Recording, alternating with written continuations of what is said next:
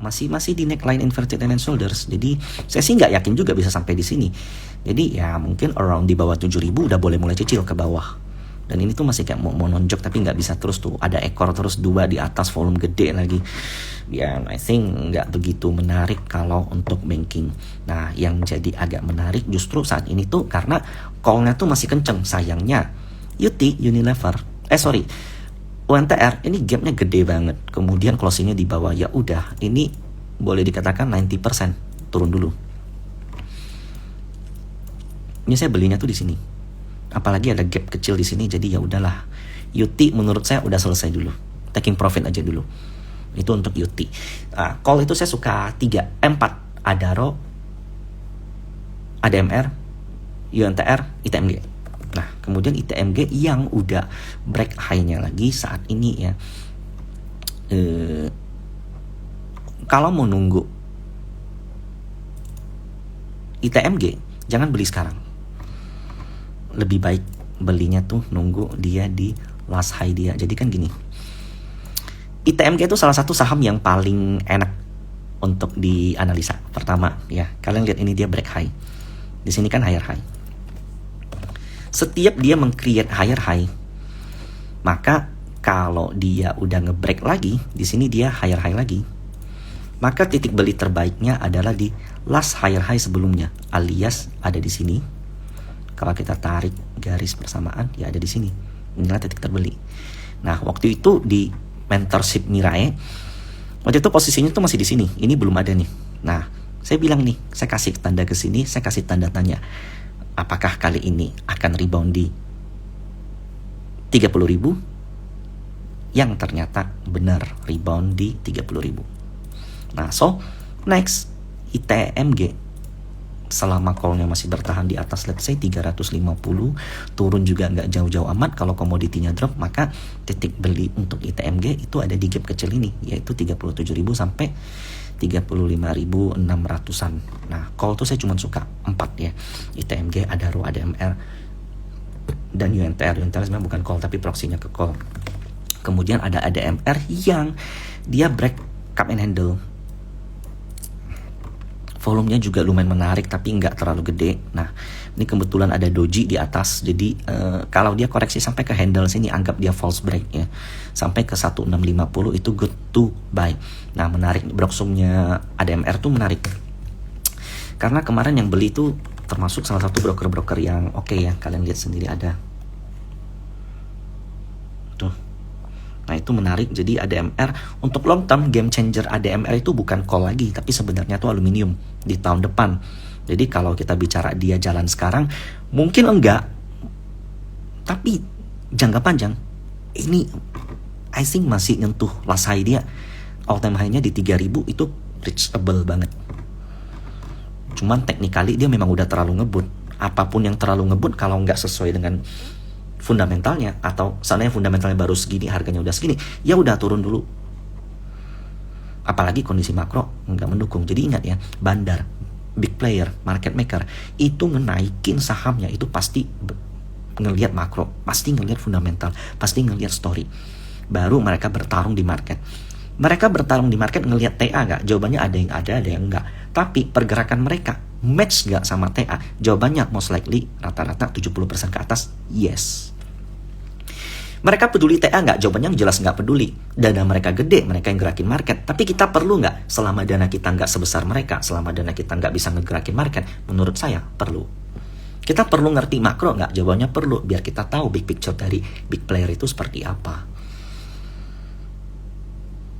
Seperti itu. Nah, lalu ini ada MR, lalu ada Adaro. Adaro juga saya udah nggak suka lagi karena ini udah menyentuh areal gap.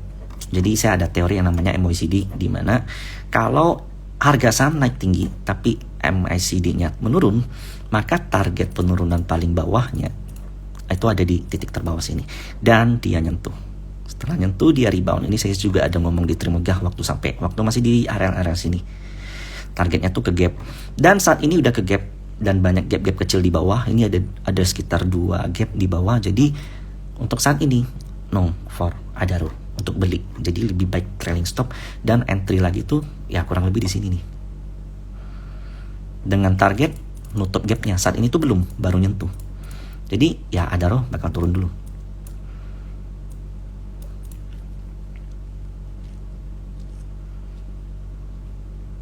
Seperti itu, paham ya? Nah itu kalian bisa paduin lagi sama Broksum. Jadi pokoknya kalau kalian lihat suatu saham yang kenceng,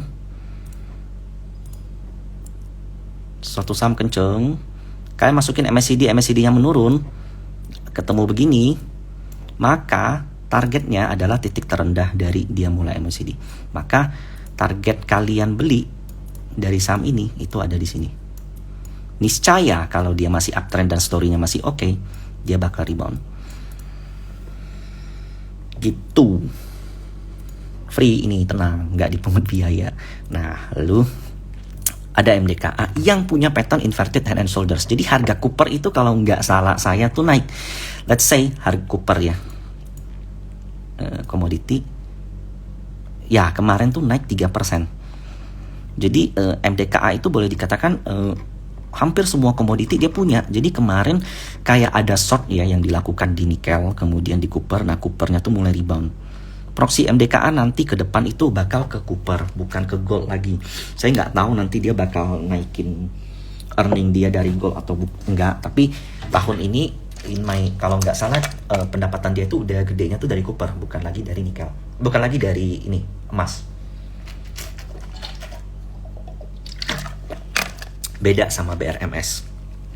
Dan dia juga ngakuisisi banyak tambang, salah satunya Pani, dengan harga murah di MDKA. Long term MDKA which is very good long term, tapi untuk saat ini belum gitu. Nah, dia kan punya pattern double top. Sebenarnya kemarin tuh saya sempat trading sebentar di sini, lalu exit dan gagal sampai saat ini enggak menunjukin tanda-tanda rebound. Nah, kalau MDKA kalian mau invest jangka panjang ya, tuh di 3.600 ke bawah sampai 3.000 itu MDKA. Ini ada double tops boleh dikatakan. Nyampe nggak ke bawah? I don't think so. Bisa sampai ke bawah, tapi kalaupun bisa sampai, itu which is good. Nah ini nggak kesampaian, keburu rebound. Nah ini tuh ada pola inverted head and shoulders yang volumenya tuh masih ya so-so lah. Jadi saat ini tuh main di MA 200 nya. Dan untuk saat ini inverted head and shoulders-nya itu bakal confirm kalau dia berhasil ngelewatin titik 4130 yang kemarin itu sama sekali belum berhasil lewat. Nah jadi kalau dia berhasil lewat ini itu bakal kenceng. Untuk saat ini berhasil atau enggak saya nggak tahu, tapi gap ini boleh saya katakan 90% bakal ketutup. Cuman kapan? Nah itu belum tahu. Yang pasti kalau market oke, komoditi fine, ini salah satu yang bakal ada di porto saya.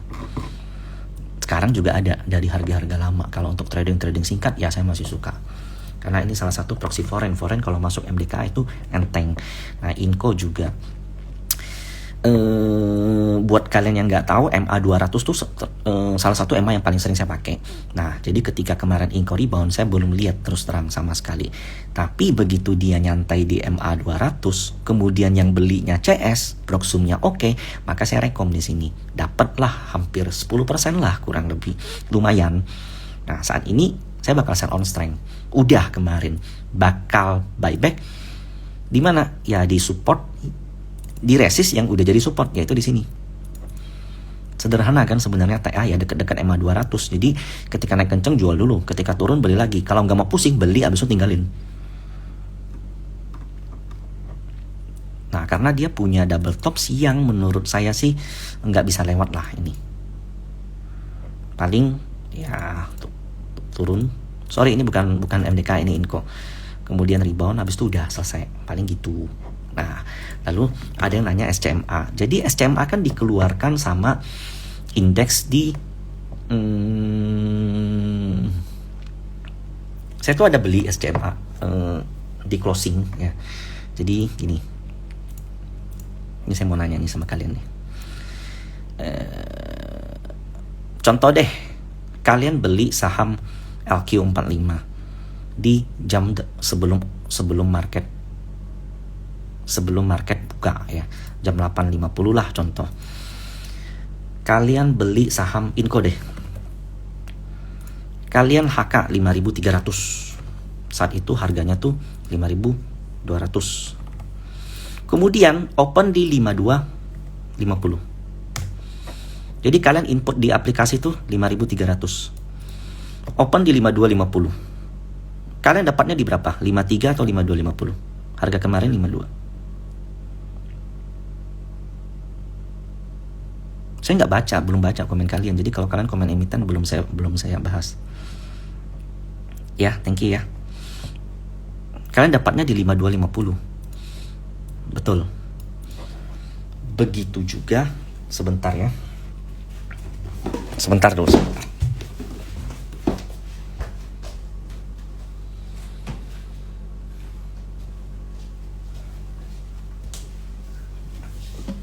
Sebentar saya ambil handphone dulu.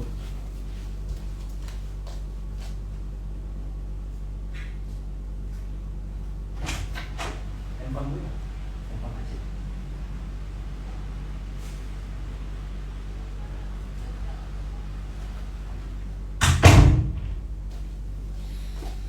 Aduh, handphone kecil saya hilang.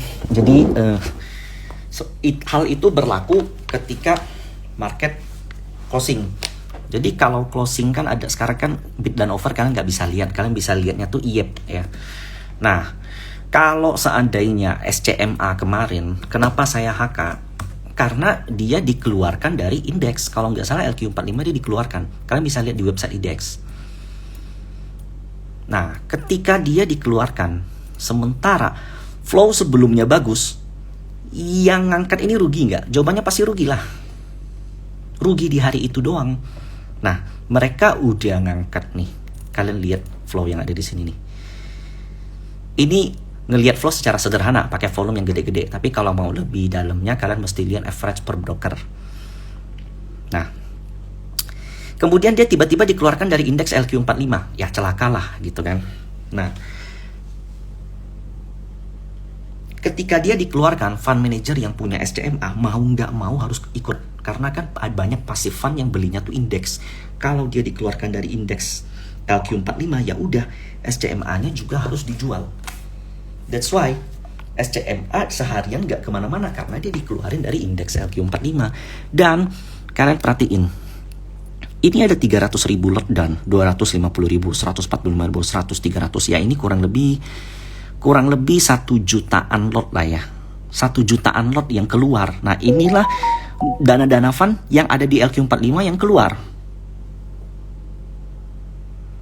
Untung gue belum masuk SCMA. Justru kalian mesti masuk kalau menurut saya. Nah kemudian banyak yang nahan bid gak? Jawabannya kan ini kan yang beli dan jual kan sama. Kemudian ini banyak yang nahan bid nih 260.000. Nah di closing dia tiba-tiba begini, minus 5%. Ini dana yang ini bakal di HK di Senin. Jadi nanti SCMA dia bakal tiba-tiba open di sini. Jadi bullish harami hijau. Nah itulah cara ngemanfaatin rebalancing index. Jadi yang dikeluarkan kalian entry. Nah nanti ada yang cover, kalian carinya yang uptrend, kemudian dia dikeluarkan dari indeks atau at least sideways yang ada flow. Kemudian dia dikeluarkan dari indeks, kalian belilah di hari terakhir. Nah otomatis kalian bakal cuan 2-3% otomatis. Nah jadi sebenarnya yang nangkap bukan kalau bukan LQ45 pokoknya dia dikeluarin dari indeks lah, indeks apa gitu saya lupa.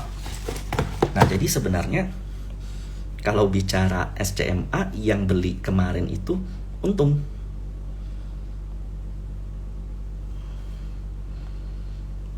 Justru saya beli di closing.